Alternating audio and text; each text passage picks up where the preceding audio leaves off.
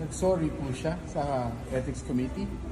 I believe ang hindi naman dapat nasa Ethics Committee, pero andun kasi yung kanyang sinseridad na mag-apologize dun sa mga natamaang babae. Of course, andun din yung ating isang representante, si Congresswoman Mila Magsaysay, who was also saying na hindi nga siya dapat in behalf of the other women, lalo na yung mga nangyari nga. So, paulit-ulit naman, even the previous hearings, Congressman Bong Sontay was very firm and in conveying the message na talagang hindi sadya at inaamin niyang mali. Pero without preempting ko ano yung draft committee report, meron na.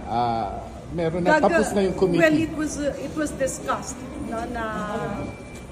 kasi marami naman yung options eh. So, meron yung parang, I believe, mas maganda kasi yung chairman na ang magsalita. It's ready for Monday session? Session will assume on Monday, next week. Oo. The committee will have to refer it to the Committee on Rules. And it will be calendared.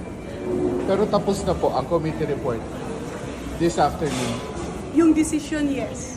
So, it will be routed for signature, I believe.